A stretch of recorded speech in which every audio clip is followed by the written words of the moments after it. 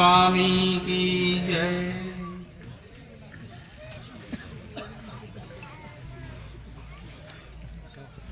अभिलाषाचा मळ न लगे आळमाळ, ओंकार माझा निर्मळ जानसये, अशी ख्याती ज्या व्यक्तिमत्वाला लाभलेली आहे, ते ज्या कुलाचे कुलप्रमुख आहे, त्या कुलाचे ते कुलाचार्य आहे, असे विद्वत चूडामणी शके 1415व्या शतकामध्ये ते उपाध्याय कुलाचे कुलाचार्य म्हणून काही मानवोत्तर त्यांचं गेलेलं आहे। ते उपाध्याय कुलाचार्य श्री ओंकार व्यास धाराशिवकर, तिथून आलेल्या या धाराशिवकर कुलपरंपरेमध्ये आज त्यांच्या शिष्य परंपरेतल्या या 4 शिष्यगणांच्या महंती प्रतिष्ठा आज या ठिकाणी पंथातील मान्यवर आचार्य, त्यांचे हितचिंतक, शुभचिंतक, धर्मसुहृद, प्रेमी, आप्तेष्ट आणि सन्मित्र परिवार या सर्वांच्या उपस्थितीत साक्षीनं आज हा सोहळा संपन्न होत आहे, बऱ्यापैकी पार पडलेला आहे। आणि या कुलाचा एक सेवक येणार त्यांना जे अखेरचं वस्त्र द्यावं लागतं, ते कुलप्रमुख म्हणून ती सेवा ही थोड्याच वेळात आपल्या सर्वांना सन्मुख ठेवून पार पाडेलच। तत्पूर्वी या ठिकाणी उपस्थित असलेले या मंचावरती आदरणीय उपाध्याय कुलभूषण माझे बंधू आचार्य प्रवर श्री येळंकर बाबाजी आंबेवडगाव, आदरणीय आचार्य प्रवर श्री बाळापूरकर बाबाजी, आदरणीय आचार्य प्रवर श्री फाटे बाबाजी, आदरणीय महंत श्री अर्णीकर बाबाजी, आदरणीय महंत श्री संन्यासी बाबा, आदरणीय श्री वैरागी बाबा, पूजनीय तपस्विनी साध्वी आचार्य श्री बिहारडीच्या बाईजी, तसेच माझ्या ज्येष्ठ भगिनी सारोळा आश्रमाच्या संचालिका आदरणीय श्री तपस्विनी मीराताईजी आणि आंबेवडगाव येथील आश्रमातील आदरणीय तपस्विनी पूजनीय श्री अक्का, त्याचबरोबर आदरणीय तपस्विनी श्री चंद्रकला मावशी, याबरोबर आपण सर्वजण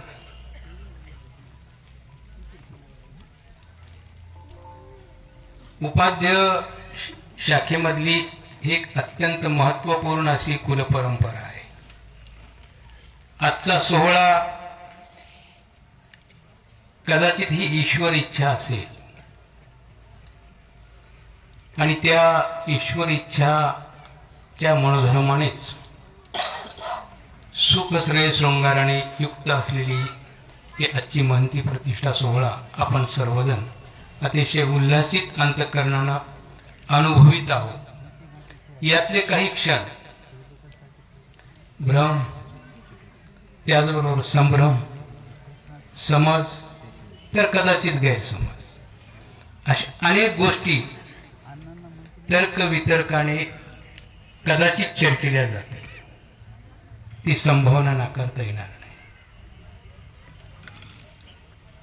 बऱ्याच कालखंडामध्ये काही गोष्टी विस्मृतीच्या गर्तेमध्ये जातात, मग तो इतिहास असेल किंवा एखादी वास्तवता असेल, ती आपण कुठेतरी कुणाच्या तरी प्रभावामध्ये येऊ त्याकडे डोळेझाक करतो, नजरअंदाज करतो आणि परिणाम स्वरूप पुढच्या पिढीपर्यंत तो इतिहास सापडत नाही। आणि अशाच प्रकारे अत्यंत चांगला असणारा आदर्शवत बराचसा इतिहास आज आमच्या स्मृतीआड होत चाललेला आहे। म्हणून कधी कधी त्याची जर कोणी पुनरावृत्ती केली तर आम्ही कुठेतरी आश्चर्यचकित होतो वास्तवतेला तडा तर जात नाही ना, ही अनामिक भीती आमच्या मनामध्ये निर्माण होते. मग याचा करता करविता कोणीतरी असेल, याचा बोलविता धनी कोणीतरी असेल, मग याचं श्रेय, असं श्रेय स्वतःकडे कोणी घेत नसतं, ते दुसऱ्याकडे देण्याची तयारी करतात. आणि कदाचित अनाहूतपणे या संपूर्ण श्रेयाचा धनी मी सुद्धा असू शकतो त्यांच्या नजरेत. म्हणून हा खुलासा आहे. एवढ्याच साठी अप्रस्तुत चर्चा तर मला तशी कधी करावीच वाटत नाही. सभासाध्य तर टाळतोच टाळतो, पण अनावश्यक आणि अनावस्था येणारे विचार, प्रचार आणि काही कृती या कुठेतरी तुमच्या भ्रमणपटलावरून दूर व्हाव्यात यासाठी मी साधारण स्पर्श करून मी माझं वस्त्र प्रदान करणार आहे. आता सर्वप्रथम महंत श्री गोगलगावकरांनी जो इतिहास सांगितला तो उपाध्याय कुलाचार्यांचा इतिहास.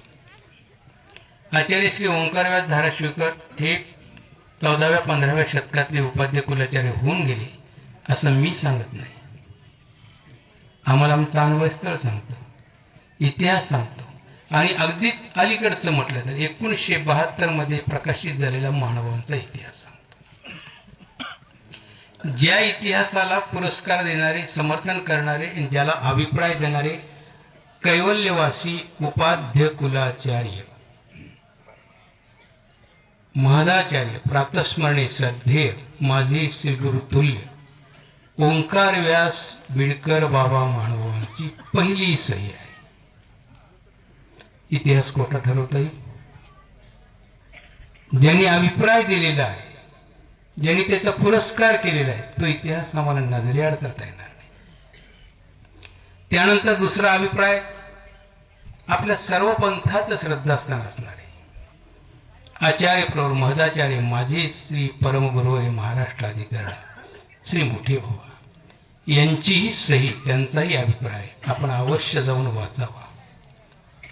आता या दोघांनी अभिप्राय दिला आहे आणि म्हणूनच तो इतिहास आपण पूर्णपणे मानायचा, एवढ्यावर थांबू नका.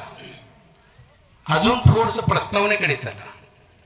तुम्हाला त्या ग्रंथाचे जे लेखक आहेत ते माझे ज्येष्ठ गुरुबंधू विद्वत रत्न पूजनीय श्री जयतकर दादा महानुभाव, ते असं आपलं मनोगत व्यक्त करतात की हा इतिहास लिहिण्याची माझी प्रेरणा बऱ्याच काळाची होती.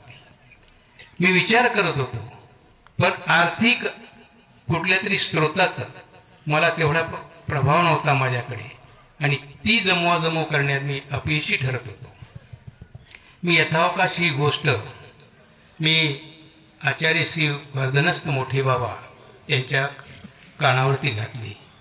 त्यांनी मला नसुद्धी शाब्दिक प्रेरणा नाही दिली, तर मला काही आर्थिक मदत सुद्धा देण्याचं मनोगत व्यक्त केलं आणि अवश्य लिही असं जेव्हा त्यांनी पाठबळ दिलं ते मी लिहिलं. लिहिल्यानंतर त्यांच्याकडे दाखवलं, त्यांनी अवलोकन केलं, दुरुस्त्या सुचवल्या, दुरुस्त्या केल्या आणि तोच इतिहास मी शेवलीकर बाबांना अर्थात माझ्या श्री गुरुवार्यांना दाखवला. त्यांनी सुद्धा मला काही गोष्टी ज्या त्या माझ्याकडून लिहिल्या गेल्या नव्हत्या त्या त्यांच्याकडून मला समजल्या. ही दोन्ही आचार्य परंपरेतले प्रमाण पुरुष आहेत. असत्य कुठंच त्यांच्याकडून कधीही गेलेलं नाही. अशा सत्पुरुषांनी दिलेलं आणि प्रमाणित असलेला महानुभावाचा इतिहास आम्हाला असं सांगतो की उपाध्य कुलाचार्य हे ओंकारराव बिडकर होऊन गेलेले आहेत. त्यामुळे त्यांच्या नावासमोर हे बिरुद लिहिल्यानंतर आज आपण अस्वस्थ होण्याची आवश्यकता मुळीच नाही. आता राहिला प्रश्न, इथून पुढे तुम्ही धाराशिवकर असणारे उपाध्य कुलाचार्य लिहिणार का? तुम्ही अस्वस्थ होऊ नका. हा कधी धाराशिवकर उपाध्य कुलाचार्य स्वतःला मुळीच लिहिणार नाही.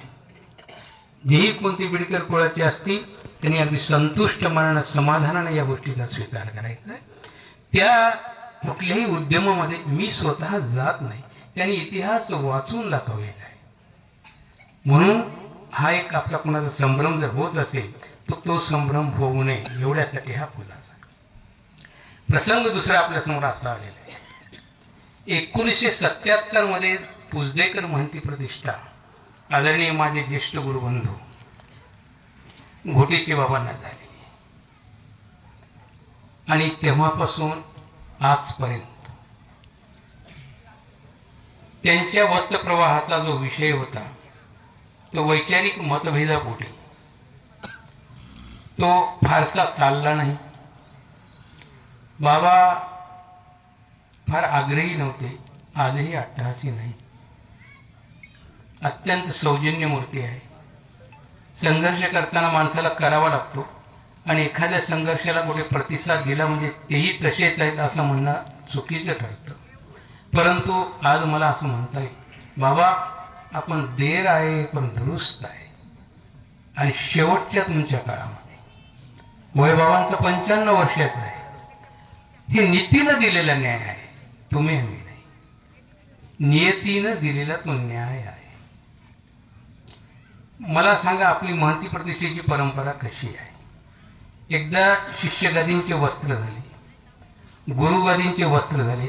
वस्त्र कुणाचं शिल्लक राहतं, घ्यायचं, त्याला महंत म्हणावं का न म्हणावं, तो अधिकृत आहे की नाही. ज्याला गुरुगादीचं वस्त्रच नाही तो अधिकृत असू शकतो, आणि ज्याला गुरुगादीचं वस्त्र आहे तो अधिकृत असू शकत नाही. परंपरा कुठे मोडीत काढत आहोत? कुणीतरी कधीतरी याचं आत्मचिंतन करतंय का? हे असं का होतंय? चुकीच्या कथा परंपरा एखादी शिष्यगादी म्हणून आपण स्वीकारल्या जाते आणि मनात आलं की त्याला नातूगादी म्हणून चिरडल्या जातं. कधी कधी आपण आयुष्यात येतो आणि स्वतःच्या गादीचंच नाव दुसऱ्याला देऊन टाकतो आणि पुन्हा मी तोच म्हणताय म्हणतो. कसं करायचं? हे असं घडणार कसं? या नवीन पिढीने काय आदर्श घ्यायचा? कुठेतरी जागा. प्रश्न असा, धाराशिवकर या गादीविषयी फिरलेला आहे आणि शेवलीकर प्रतिष्ठा स्वीकारल्यानंतर तो अधिक चर्चेत आलेला आहे. असो, तो येणारच. अजून किती काळ येतो हे नीतीला माहिती आहे, मला माहिती नाही. तो प्रश्न सोडवणारे हे सगळे बसलेले आहेत, ते तुमच्या समोर आहे. ते एकमुखाने समोर आल्यानंतर त्या दिवशी धाराशिवकरी प्रतिष्ठा होणार हे जवळ म्हणतीत मी सांगितलेलं होतं. आज पुन्हा सांगतो, तुम्ही चिंता करू नका, काळजी करू नका. धाराशिवकरी तुमची केव्हाही उभी राहू शकते. आता 24 झालेले, कसे तरी 17 होते, 17चे अजून 3 राहिले आणि आता येणाऱ्या पुढच्याच महिन्यामध्ये कदाचित आणखी काही राहिलेले. काही उमेदवार आहेत आणि काही जुन्यातलेच आहेत, ते कदाचित पदोन्नतीवर जातील, असंही होऊ शकतं. अर्थात हा सर्व भगवानचा तो विचार आहे, ते आपण करणार आहोत. मग आता इथं घोटीच्या बाबांना पाचारण का करण्यात आलं? किती धाराशिवकर बाबा खोडील आहे, ज्याचं वस्त्रच कधी आजपर्यंत झालं नाही आणि त्याला बोलवलं. हे येणार, हे माझ्यावरती शेकणार अगदी. परंतु ही 4 मंडळी मूर्ती आहे. आता हे पांडव हे काय करतील आपल्याला सांगता येत नाही, आणि ते जे करतील ते होते हे सत्य आहे महाभारत नावात. त्याला तुम्ही आम्ही रोखू शकत नाही. त्यांनी सांगितलं की आमच्या श्रीगुरूला यांनी उभं केलं, आमचा काय दोष? आम्ही यांना बाद करू शकत नाही. आमच्याकडे एवढं सौजन्य आहे, यांचं घेऊन आम्ही त्यांचं सुद्धा घेऊ शकतो. बाबाही नाकारणार नाही, कारण दोघे बसताना कधी खुर्ची समोर जवळ होऊन बसतात. तुम्हाला जाता येता येतं, हे पूजल्याला जाऊ शकतात, ते घोटीला येऊ शकतात. आमची काय अडचण? आमचे व्यवहार कशासाठी बंद व्हावे? आम्ही सौजन्याने का राहू नये? त्यांचंही म्हणणं बरोबर आहे. म्हणून या सगळ्या गोष्टी अशा पद्धतीनं घडत गेलेल्या आहेत. आता प्रश्न असा आहे, या लोकांनी काही वस्त्र घेतलेली आहेत त्यांची, मग हे तरी असं का घडलं? चक्रपाणी महंती झाली, चक्रपाणी महंतीचं आमंत्रण गेलं.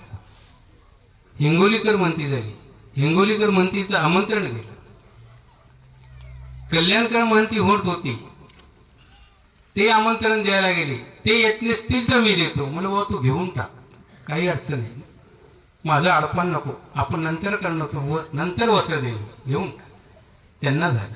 मी असं करत गेल्यानंतर 5 मंतीच्या वेळेला आमंत्रण दिल्यानंतर जर ती व्यक्ती हजर होत नसेल, प्रवाहात राहत नसेल, विचार करताच येत नाही. साधारण नियम आहे, एखाद्या सभेला 3 वेळेला जर एखादा विश्वस्त गैरहजर राहिला काय करतात त्याला? काका सांगा ना जरा. करतात का? आपण किती दिवस चालू द्यायचे असं नाही. तुम्ही स्वतःला कुठेतरी थांबवा, तुमच्या मनमानीला थांबवा. आम्हाला फक्त तिथे तुम्हाला हे करायचे, व्यक्ती म्हणून तुमचा द्वेष नाही, पूजनीय आहात. तुमच्या ठिकाणी मी 10 वेळा नतमस्तक होणार आहोत. तुम्ही आमचे आदर्श आहात, आदरणीय आहात. परंतु कुठेही तुम्हाला तरी मर्यादा असल्याच पाहिजे. ज्या वेळेला तुम्हाला मंत्री प्रतिष्ठेचं आमंत्रण येतं आणि त्यावेळेला तुम्ही येत नाही, त्यातल्या त्यात किस्सा असला की महंत भीष्माचार्य मंत्री प्रतिष्ठा घेतल्यानंतर वस्त्र घेण्यासाठी फोन करतो, मी येऊ का? या. गेल्यानंतर वस्त्र न देता वापस केलेलं आहे. त्या लेकराचे 6,000 रुपये भाड्यात गेले, तरी ते प्रार्थना करतं, बाबा वस्त्र नका घेऊ मला, माझी क्रिया तरी स्वीकारा. क्रियाही घेतल्या गेलेली नाही. तर हा सर्व खुलासा अनावश्यक होता, करणं उचित नव्हतं. परंतु आता उद्याच्या येणाऱ्या मोबाईलवरती बऱ्याच गोष्टी आपल्याला रसभरीत पद्धतीने ऐकायला मिळतील, चर्चेला मिळतील. मिळू देत, त्याची भीती मला मुळीच कधी नाही. मी भिलोच नाही कधी या गोष्टीला. मी व्यासपीठावर नेहमी मला बघितलेलं आहे. ती आहे ती श्री गुरूंची प्रकटता होती, ती तिथं उतरलेली. त्याला माझा नाईलाज आहे. वास्तव्य जे असेल तेच फक्त प्रतिपादन होतं, अन्यथा मुळीच होत नाही. आणि म्हणून आदरणीय मंत्री घोटीजी बाबा या 4 नवोदित मंत्र्यांच्या आग्रहाखातर इथं उपस्थित झालेले आहेत. आणि यांना असं वाटलं, व तुम्ही त्यांना देतात मग आम्हाला का देत नाही? आम्हाला आम्ही त्यांची बी नाही तुमची नाही, मग आम्ही आहोत कोणाचे? म्हणून ते वस्त्र यांना देण्यात आलेले आहे. बाकी यामध्ये दुसरा कुठलाही अटणार नाही.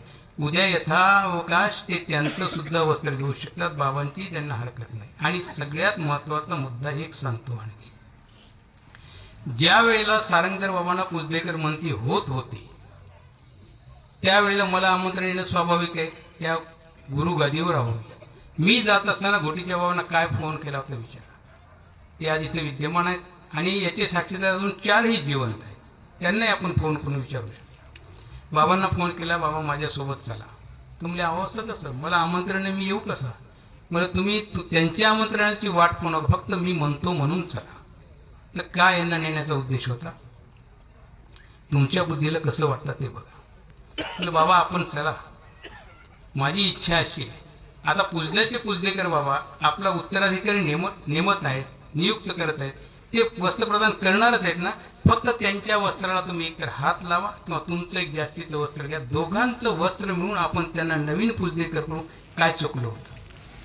हे विषयाचं बीज त्यांनी त्यांच्या हातानं ठेवलेले. हे जर त्याच दिवशी मोडलं असतं, आज बाबा वस्त्र द्यायला इथं आलेले नसते. कोण चुकलं?